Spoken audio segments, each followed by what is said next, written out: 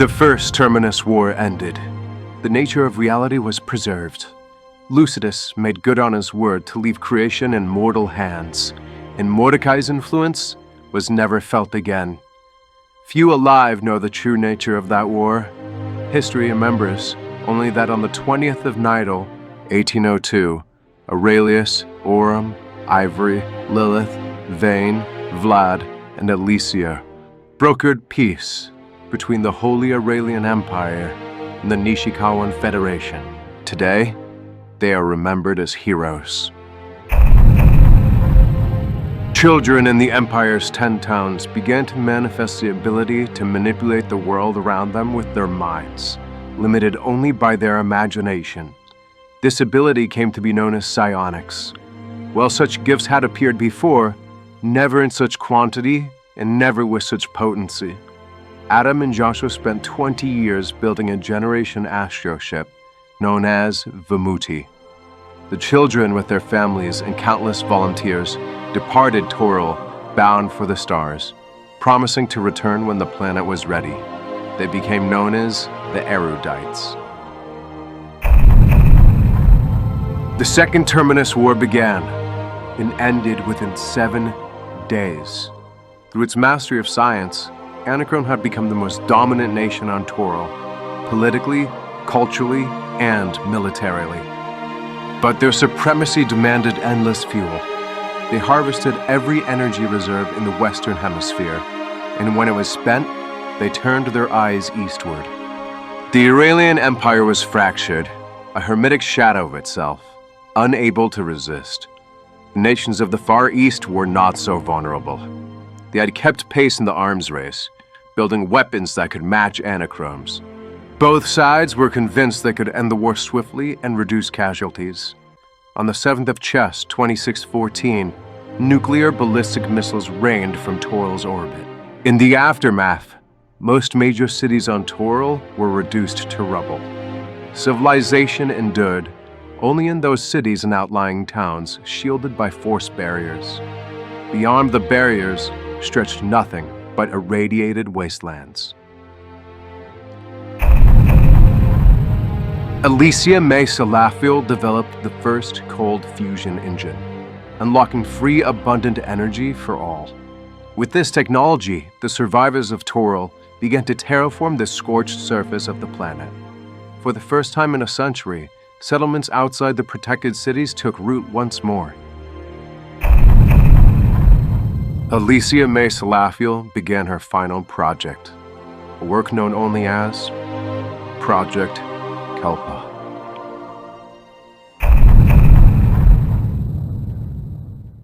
AI system activate. Access database Project Kelpa. ID Alicia May Salafiel. Code 12192021. Welcome, Professor. Happy early birthday. Accessing your profile now. Oh, Ivory. We both know I don't look like that anymore. That's much better. The year is 2,776 dollar reckoning. I'm now 999 standard years old. Despite my divine heritage, I've dedicated my life to the studies of engineering and science, and that I may grant knowledge and tools to provide better lives for the ordinary peoples of Toril. In my free time, I studied the luminous beings we met nearly a millennium ago. I think I finally understand how they reproduce, in a sense. To ascend, I must relinquish my mortal form. Perhaps I'll see my father, maybe even Orem, right where we left him. I hope history allows me this one indulgence. This is going to be a one-way trip. Before I go, I will catalog the 974 years since the ending of the First Terminus War and memorialize my friends. My goal with this project is to allow future generations to learn and grow from both our triumphs and our failures.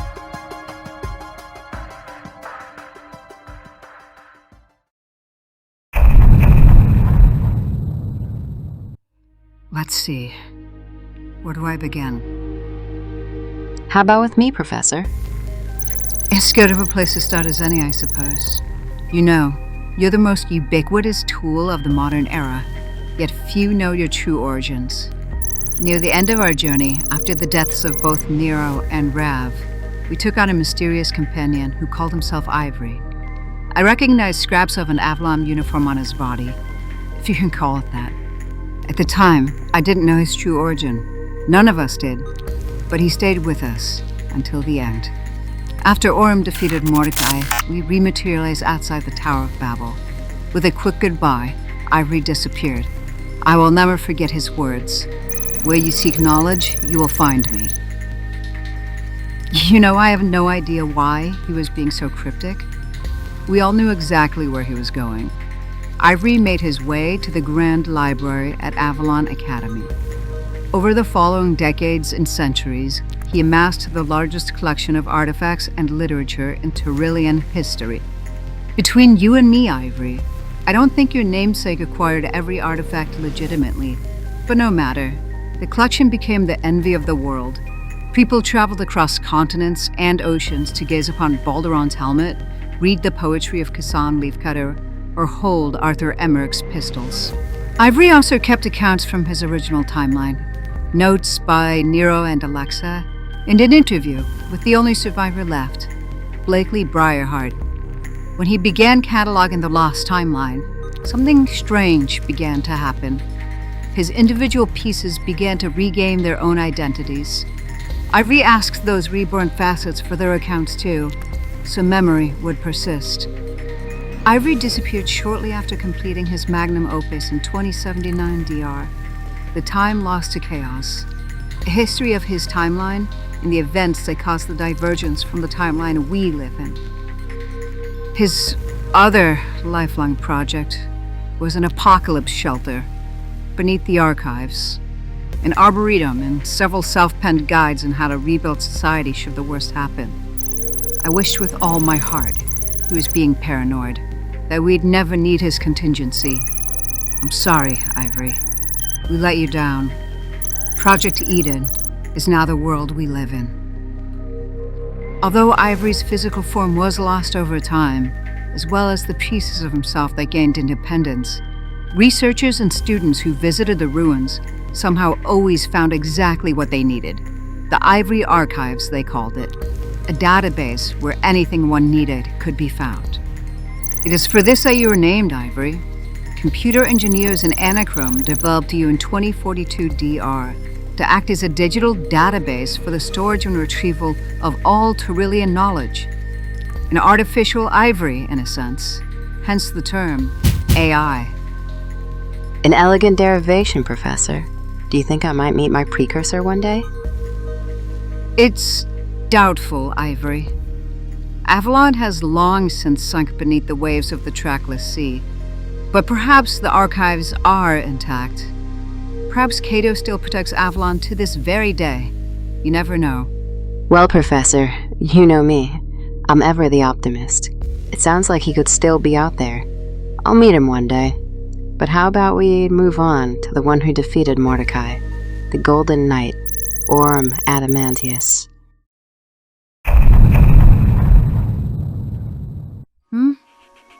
Oh, yes, I suppose we shall, shouldn't we? Ma'am, everything okay? Oh, I'm sorry, Ivory. Just an old lady reminiscing about the past. Of course, Orm Adamantius. I suppose most people don't know or don't understand what really happened that day. Perhaps that's for the best. When Orm exited the tower, he looked disheveled, distraught.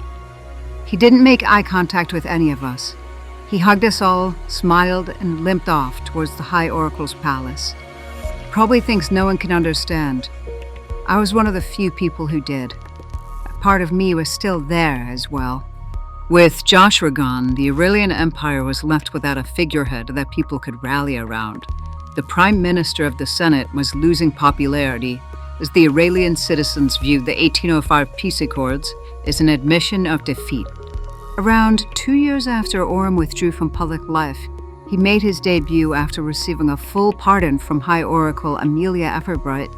He went on to deliver the landmark Pax Mundi speech later that year to critical acclaim, initiating a desire for massive public works projects and investment into new technology through partnering with other nations. Without that cross-pollination of ideas, Ivory, it might have never come to be. Truth be told, no one else could have made that speech and received the same reception. Orem came from a very prestigious imperial family and served directly under the famed General Pelagius in the early skirmishes against the shogunate. Later, he served with me under Admiral Chang in a special task force, where we became heroes at the Battle of Shangti. In a sense, Orem was a hero of two nations. In the end, Orem lived on to make good on the promises he made during his speech. He acted as the Legatus Augusti Imperator for much of his adult life. You can think of it like the chief defense coordinator of the empire. He would spend his later years as the president of the Decim Foundation, helping orphaned children find homes. He worked hard to preserve the democratic principles of the empire held in such high regard. Him and Amelia eventually went public with their relationship and raised their 3 children together. I heard they couldn't keep Orem's mother away from her grandchildren. Orem's father never fully repaired the bridge between them, but they were amicable. I only met the man a few times, but from what I could sense, he was proud of Orem, but he was too prideful to admit it. Orem and Amelia, they made quite the power couple, as she supported the public works projects proposed in the Pax Mundi, and he made sure that the principles of the Declaration were enforced. They lived happy until Amelia's passing in 1887 VR, at the age of 113. Orem would go on to live another 7 decades, passing away at the age of 184 in the year 1957 DR. I think it took him a long time to break from the trance he was in after the events of the Tower of Babel. He didn't communicate to us much throughout the years, but he never missed our quinquennial catch-up sessions. Quinquennial, a 5-year interval. Why such ceremonious diction, ma'am? Well, Ivory, I like to teach you a thing or two every now and then. Plus, at my age, I've earned the right to some pomp and circumstance.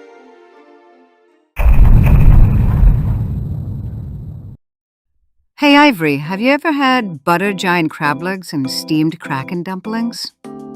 I admit I have not, ma'am.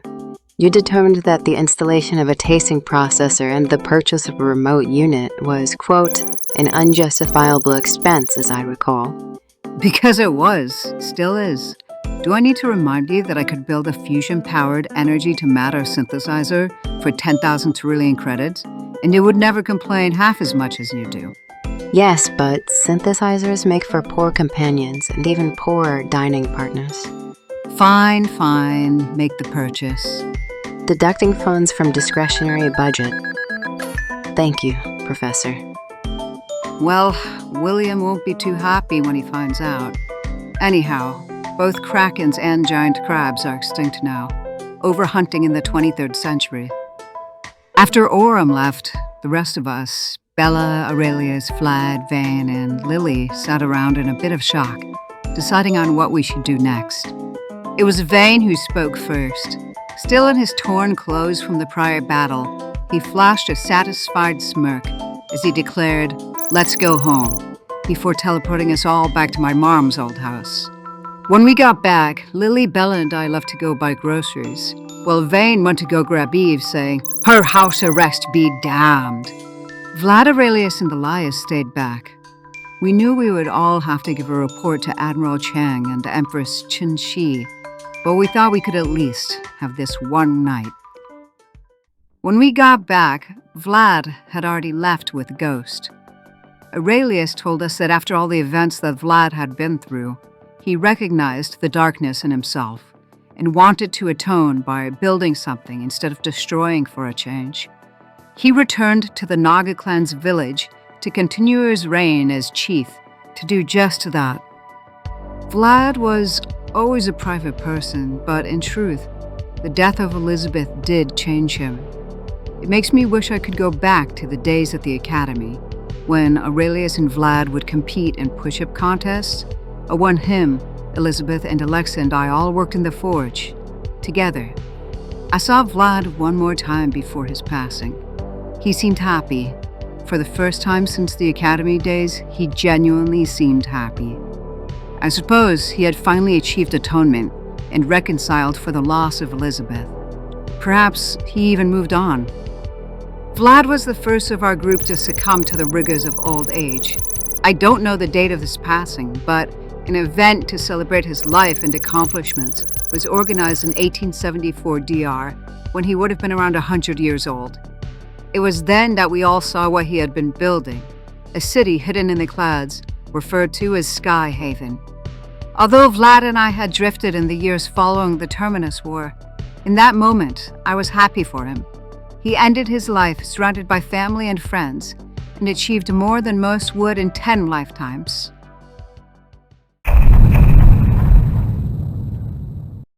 When we arrived back from grocery shopping, we found Aurelius teaching Elias in meditation techniques. Apparently, Vlad took his leave as soon as they started. Anyhow, the 5 of us got to cooking.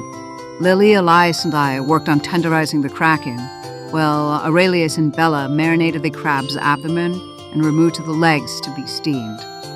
After 2 hours of prep and cooking, I believe I ate the best meal of my life. I don't know whether it was just a well-earned meal or what, but I still think about it to this day. Had I known how much Aurelius enjoyed seafood, I would have bought more crab and kraken. It seemed like we just didn't have enough for him. Keep in mind, Ivory, these are not small creatures by any means. A giant crab's leg is 6 feet long. A juvenile kraken tentacle is over 30 feet long. Aurelius ate enough for 3 people that night. By the time Vane and Eve came, there was hardly any left. In our defense, though, they were dreadfully late for what is essentially a 20-minute walk. But I didn't ask any questions. I figured they wanted some, personal time. What a thrilling tangent, ma'am.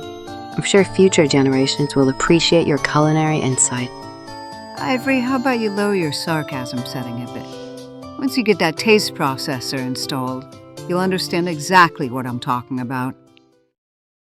After dinner, Aurelius spent the rest of the night in meditation, before departing in the morning with nothing but a bindle and the clothes on his back. He had lost the radiant glow he once had, but gained a glow of another kind.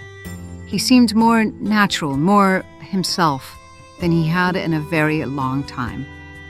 Aurelius would end up reuniting with Aaron, Sam, and Camille. The group would travel the world and aid in the post-war rebuilding effort, while performing good deeds and the occasional miracle along the way. Aurelius would eventually commission a memorial to those of his found family that were lost, namely Cato, Basil, Thomas, and Anya. The memorial was to be erected in Eridanus. Of course, Amelia was all too eager to approve the project. Anything to honor our fallen classmates.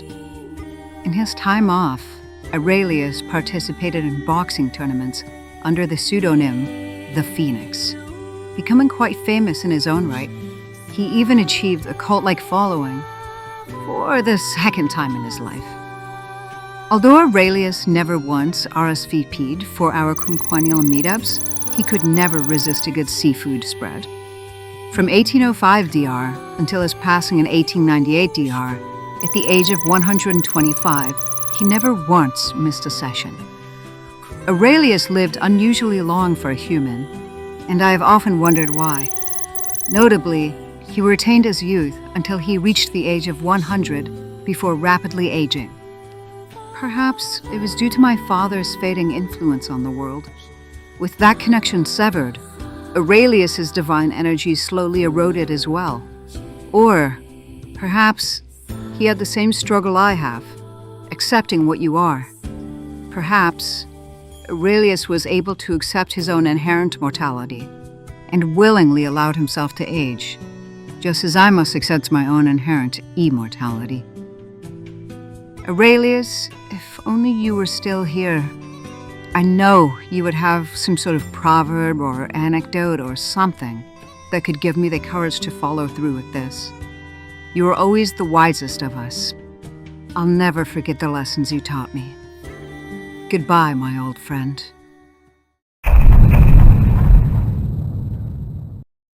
Ma'am, if your theory is correct, do you believe it was wise for Aurelius to surrender his immortality? Given the influence he wielded, alongside other perennials, such as Vane and Eve, it's possible their continued presence might have prevented the situation we now face. With the elves in self-exile, it appears the world, knowingly or not, relied on the perennials' longevity, wisdom, and institutional memory for guidance. You're asking questions I don't have the answer to, Ivory. And we shouldn't forget that it was Eve who first conceived of the weapons of mass destruction, and Vane who chose to disseminate that knowledge. I'm not blaming them for the state of the world. That technology would likely have emerged regardless. Hell, if anything, deterrence may have delayed the apocalypse rather than hastened it. But they did participate in the creation and proliferation of that technology. People are complicated. Even Vane, perhaps more than most. Too often, history insists on a simple good or evil dichotomy. To remember Vane and Eve that way would be a disservice to their memory. Eve was my sister, and I too came to see Vane as family as well. On that last day, they weren't yet the revered, respected, and sometimes vilified figures they would come to be. They were just Vane and Eve, just people. The couple, along with Elias, returned to Eve's home after dinner. In time, Vane and Eve would formally adopt Elias as their son, and later the two would have children of their own. One was a quiet boy who took after his father's darker features. The other was a sprightly young girl who inherited Eve's silver hair and lavender eyes. It was during these years of peace, Vane, through experimentation and relentless research, succeeded in modifying the Lightbringer ritual. By consolidating and distilling its power, he transformed the Lightbringer energy into a singular, transferable essence. This power became a mantle of sorts, one that could only be borne by a single individual at a time. Elias was the first to inherit it, beginning an unbroken line that would endure until Asheret the Son in 2614 DR. I hadn't realized the famed hero Sheriff the Son was a descendant of the Lightbringer legacy. Well, she wasn't. Not directly, anyway. She was the heir to Elias's legacy, but not his lineage. Lightbringers began to choose an apprentice to inherit the energy. The Doctrine of Two, they called it. One to possess the power, and the other to prepare for it. Vane's choice to continue the Lightbringer legacy is one of the reasons we're still around at all.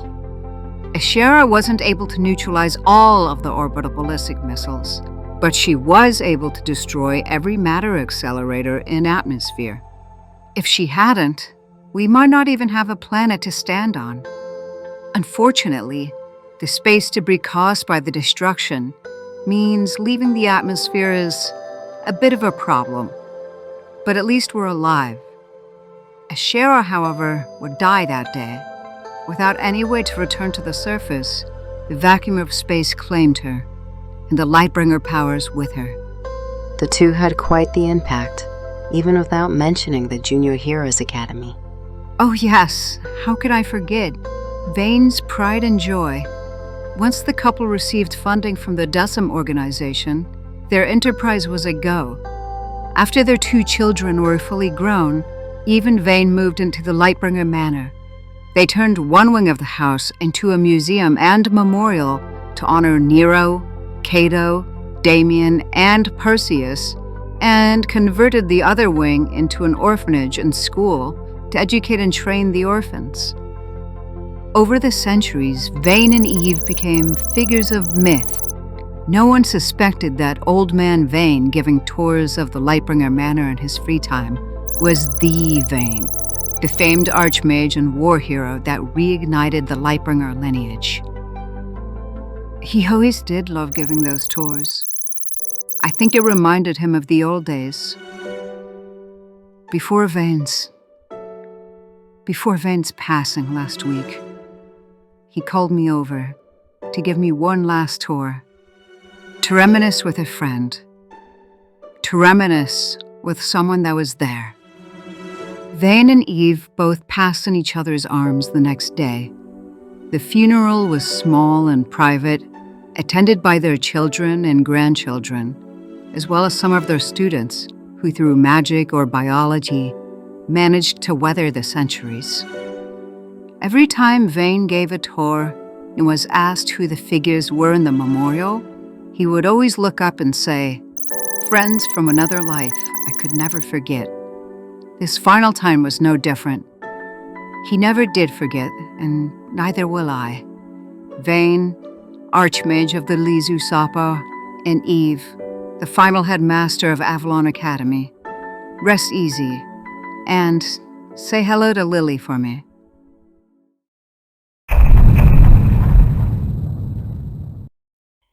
Ma'am, your sentence suggests that Lilith has died. However, in the databanks, Lilith's status has been recorded as unknown. Should I ameliorate this error? No, Ivory. Lilith isn't dead. It's, a lot more complicated than that. How familiar are you with Trillian theology and the afterlife? Ma'am, you know as much as I do that the ubiquity of technology led to the eventual decline of the mystic and arcane arts. By the time I was developed, I was trained to focus solely on material sciences. A small council of arcane experts was deemed to be enough, and even then, no contact with extraplanar entities has been recorded in nearly 1,000 years. Most people nowadays believe the afterlife to be, well, fictitious. Oh, sweet, innocent Ivory. That's by design. I'm surprised you don't have access to the Old Empire's classified materials. Afterlife is a strong word, but it does exist, albeit demystified. With our current understanding of planar physics, we can explain what the afterlife is much better than we previously could.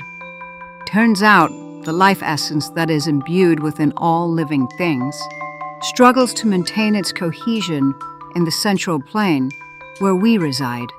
Because of this, upon the death of one's corporeal form, the quote, soul is magnetized, in a manner of speaking, to the outer planes. Usually, the pull would be amplified by a powerful resident of those planes, what were previously referred to as angels, demons, gods, etc. A soul's final destination was based primarily on one's submission and/or devotion to those residents. But all of that changed after the war. Lily made sure of that. Anyhow, if you want a lesson in planar physics, Ivory, you'll have to pay tuition, like everyone else. Now, let me get back to my story. After we all had dinner, Bella left to return to Eridonis. She would eventually retire from military life, and would even claim her birthright as Beltachika Aligandar, Queen of Neverwinter, for about a month before abdicating. I think after all the events that happened, Bella became an ardent supporter of self-determinism. She urged the people of Neverwinter to govern themselves, eventually leading to their secession from the Empire. I think she stepped out to provide the people with more of a sense of closure than anything. After all, they had been waiting centuries for their heir. The next day, Lily stayed with me as we made our way to Admiral Chang and Empress Qinshi to give our report on the events that had transpired. Although the coup in Anachrome failed, in a strange turn of events, Nishikawa became an ally of the Aurelian Empire. The war would limp on for another year, but Anachrome could not withstand the united front of two superpowers. Anachrome eventually surrendered in 1804 and was given generous terms as to not provoke another war. Lily and I supported the shogunate through that period, but decided to take a step back after the war. Having had our fill of conflict, neither of us would participate in the next one, as the shogunate fractured back into its individual nations, Koryo, Shaolong, and Kazakura. Lily was, and still is, the closest person in my life. My ever-watchful sister and guardian angel. However, where she went next I could not follow. She went on to accept her position as the sovereign of souls, the position my father had always intended for her. She had assured me she was doing this out of her own free will and choice. She had even asked me to join her. But as much as I was tempted at the time, I had desired nothing more than to live among mortals as one of them. The planar barriers were reinforced due to Orm's influence. It was much harder for extraplanar entities to influence our world. I knew that I would see Lily a lot less. I knew that this may be goodbye. But I also knew that her work was important. Between my father absorbing the lawful gods and Nero's culling, capture, and capitulation of the chaotic gods, there were significant vacuums of power across all the planes. Lilith, over the course of the last millennia, partnered with the Lady of Pain to reshape the outer planes. Sigil would act as the first destination departed souls would arrive after their passing. It was there that Lilith would pass her judgment. Souls that she deemed unworthy for the upper planes would instead be offered an opportunity for redemption and reincarnation upon the completion of the program. From how she explained it, the program was incredibly arduous and tested a soul's sense of morality and a nearly endless amount of simulated scenarios prior to being granted reincarnation and a chance at true redemption in the mortal plane. In order to more accurately judge the souls, Lily actually preferred that they not know of the afterlife's existence, is to prevent individuals from altering their behavior based upon outside influence and knowledge. No longer were the souls of non-believers doomed to the wall of the faithless. Lily judged everyone fairly. The first one to complete the program was none other than one Robert Giovanni, under orders from Lilith as the sovereign of souls. Lily has said she has sworn to secrecy as to who he reincarnated as, but I can assume he lived a noble and honorable life. Bobby, or rather who Bobby became, is said to be her successor, at least as of last week, the last time I spoke to Lily. Lily and I have remained very close over the last millennia. However, due to the barriers between planes, she is only able to cross the border once every 5 trillion years. That's the main reason I decided on quinquennial catch-ups. Ma'am, you sound like you've inhaled the fumes of a cubensis stick. I shall call the authorities immediately to provide emergency medical assistance. That won't be necessary, Ivory. Whether you believe me or not makes no difference. The ones I make this message for will understand. What I say is true. Well, at least according to what Lily last told me. You can ask her more about it when she comes over tomorrow. If you say so, ma'am.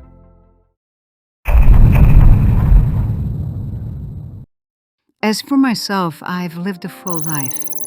After the war, I spent some time with Aunt Vinifica. We walked down memory lane about the good old days and Uncle Etherion. She began allowing herself to age so that she could see him again, one day. I became a professor of engineering and the sciences at Avalon Academy, for a time. I believe that if the next generation of heroes were to keep the peace in the new world, they had to be equipped with the tools necessary to combat the challenges the modern world offers. The war showed us that, if anything. It's honestly astonishing that people like Cato, Orm, Vlad, and Aurelius were as effective as they were, using nothing but swords, spears, and fists. Bella, after abdicating, had also chosen to become a professor, heading up our martial disciplines. For some reason, there was no shortage of those who had wished to follow on the feet of anachronism, all wanting to reenact the stories of our battle as Shang-Ti. After some time, she settled down with fellow Professor Jason Uranos, leaving most of her life with the Empire behind. However, she and Gregory remained close friends. They were the only two survivors from their battalion of abyss jumpers. Everyone else who could understand the trauma they experienced was, well, dead. In her later years, Bella served as an administrator and advisor to Avalon. Through speaking engagements and public appearances, she amassed considerable wealth she ultimately used to purchase the orphanage where Cato once volunteered, preserving his memory and continuing the work he began. She didn't want anyone to grow up without a home like she did. Bella would pass peacefully in her sleep in 1856 DR at the age of 83. The date of her death became an honorary holiday that is celebrated in Moonshay and in Neverwinter, where she is remembered as Beltachikar Alagandar, the last queen. Nero Regulus Decimus, or how history knows him, Cade Lodestar, is remembered as the hero who single-handedly defended the Moonshay Isles from the imperial invasion of 1795, becoming a protector of Avalon in both legend and historical record. After his death, Joanna gave birth to their twins, beginning a political dynasty that would shape two nations. Their daughter, Ostuncia III, would one day serve as Prime Minister of Moonshay, while their son, Nior II, became President of Anachrome. For their safety, Joanna and the children kept her surname, Kendrick, wary of those who still bore grudges against Cade. The Kendrick family would remain influential for centuries, with descendants serving in the legislative branches of both Moonshay and Anachrome well into the Second Terminus War. My cousin, Atticus, was never found after the war. I'm almost certain he found and confronted Damien, which accounts for why Pandemian was much weaker than he should have been when we fought with him. Atticus, I hope you're resting easy. Damien is with you now. He's finally at peace. Rakoa stayed in the Empire and would rise to become Chief Admiral of the Aurelian Empire's Aviation Division. In time, she transitioned into civilian life as a commercial pilot, and later became one of the first celestial navigators, what we had come to call Selonauts.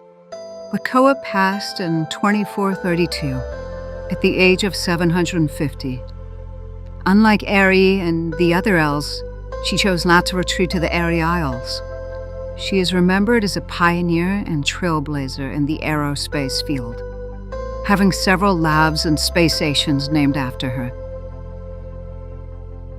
Nildar shared in one final spar with Aurelius in 1806, a duel from which Aurelius emerged victorious. Even so, Aurelius would always insist that Nildar remained the most formidable opponent he ever faced throughout his career as the Phoenix. Nildar passed only a few months after that final bout. When he was born, the Duergar were regarded as a blight and the pariah on the surface. By the time of his passing, the idea of them as second-class citizens had all but vanished. Nildar did a lot to change that perception in the overall zeitgeist. As I had mentioned, Eri Azure Pride would lead the elves in their withdrawal from the world. She had felt that the world was beginning to move too fast for a long-lived race like theirs. They became a hermetic, isolated people, focusing more on philosophy and adopting a bucolic lifestyle. I don't know when Eri passed. The last confirmed elf sighting occurred more than 200 years ago, and many now believe their kind to be extinct. But I do have my suspicions. I wouldn't be surprised if Yervin is simply covering for them, allowing them the peace they always sought. Yervin remained on the Eri Isles. I can only speculate, but I suspect he played a significant role in helping the elves adapt to their seclusion, while also serving as a guardian to the other magical creatures who found themselves displaced in the modern age. Early expeditions beyond the barriers suggest that the Eri Isles may have remained untouched by radiation.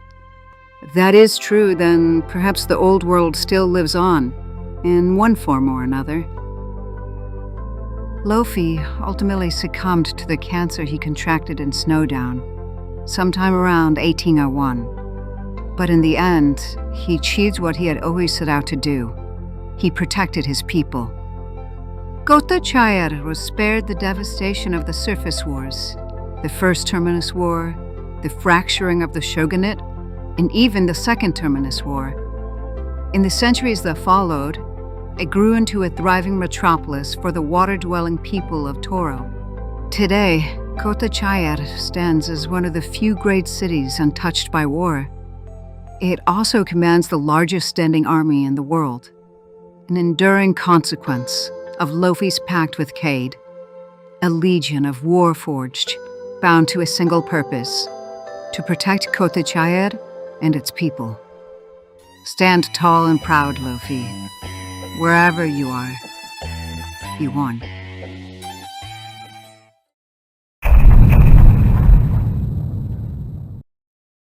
Joshua, my brother, eventually stepped down from his position within the Empire and spent the next 100 years or so traveling the world, living, for all intents and purposes, a pretty mundane life.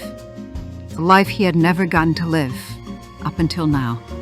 Adam was to him what Lily was to me, his guardian, his confidant, and his closest friend. The five of us met every 10 or so years. Each time, Joshua seemed lighter, less rigid, less burdened, without the weight of the Empire on his shoulders anymore.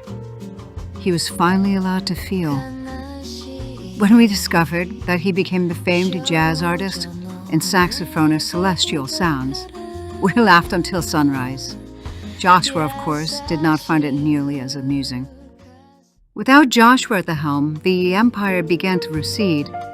Its southern border contracted to Waterdeep, and its eastern frontier to the Anorak Desert. After Amelia's passing, the Empire effectively lost its monarch, the Senate carrying out a will no longer guided by a singular presence. By the 21st century, it had turned inward, increasingly isolationist. For hundreds of years, the Empire's technology was always leaps and bounds ahead of the rest of the world. I've had many theories onto why this is, and Joshua shared his theories with me as well. We ended up concluding that the Tower of Babel had functioned as a conduit, or like a broadcast tower, for the fifth dimension, projecting its influence across Eridanos. Eridanos literally ran off the power of thought, or in their case, belief in my father. Over time, the tower altered the genomes of those within its reach, awakening what became known as a luminous spark, not unlike the gifts possessed by the children of Lucidus. It granted the ability to shape reality through thought, imagination, and willpower. Psionics. Although I had psychic potential, I never did train. I was always too busy fiddling with equations and machinery. In the 2200s, Joshua returned from his self-imposed exile to quell a growing psionic upheaval in Eridanos. He destroyed the Tower of Babel and spent the next 20 years constructing a Generation Asher ship to leave the planet. He and Adam believed that a handful of gifted individuals could be tolerated, but millions wielding such power? Well, it could spell disaster for the world. Psionic adepts have always existed, but at that scale, it was too big of a risk to take. Joshua and Adam departed Toro with the Scions and Volunteers in the year 2227. I remained in contact with Joshua through a device I designed, a QE projector, short for quantum entanglement. He is well, married even. Adam still watches over him. He says he will return when the world is ready. I saw them one final time last year, 2775. Teleporting across astral distances is extraordinarily dangerous. One miscalculation and you're lost between worlds. But they risked it to say goodbye to me and Lily, for a final farewell, for one last gathering of the children of Lucidus Salafio. Ma'am, I understand that all these events you have described up until now have had a great level of personal significance to you. But, with all due respect, this catalog leaves out some of the hallmark achievements that I'm sure the heroes of the next age would benefit greatly from gaining a better understanding of. You haven't touched on the sequencing of the Tyrillian genomes, or the colonization of the solar system, and the collapse of those colonies due to the Second Terminus War, or even your development of the cold fusion engine and the end of the energy crisis. These are some of our greatest achievements, much of which you had a hand in. To be honest, Ivory, I just want to walk down memory lane. One last time. And make sure that my dearly departed friends are remembered. I've given this world enough. I'm at peace with what I have left behind. The good and the bad. Thank you for keeping an old lady company. You've been a good friend over the years. And now, it's time for me to leave you. Lily and the rest of my family will be here to say goodbye soon. I've chosen my well, let's just call him my grandson. William is the primary heir to my estate. He will receive 50% of my total estate, with the remainder said to be divvied up among my other descendants. William will also inherit my position as chairman of Salafville Enterprises and act as the executor of my will. He'll take things from here. This is goodbye, Ivory. Understood, ma'am. Please, call me Alicia. Okay then. Miss Alicia, thank you for everything and good luck. I hope you find whatever it is you're looking for.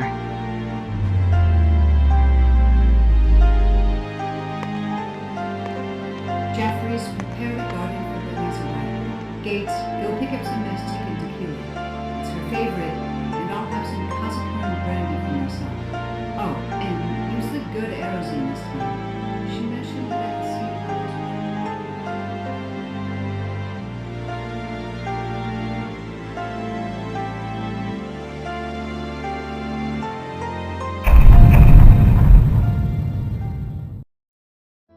Yes, I can do that for you, Oram. I will warn you, no great change will come of this. Your luminous essence as the mantle of Io will be returned to the Aether, and will eventually form into new, independent divine entities. Your mortal shell will be returned to the tower, where you left it, and the cycle will continue. With all that said, Oram, you've done well. You've beaten Mordecai, protected creation, and guided it as Io. You can rest easy, son. Your undoing of the law-chaos dichotomy altered the trajectory of creation. Not by much, but small good deeds by everyday people stack up. Without Mordecai and with your influence, you've made a better, kinder, gentler world.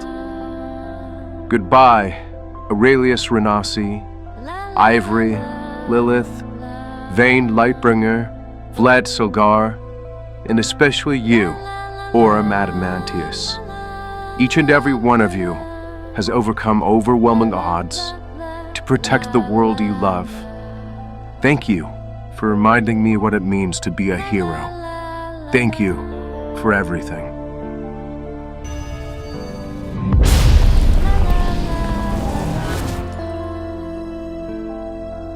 Dad?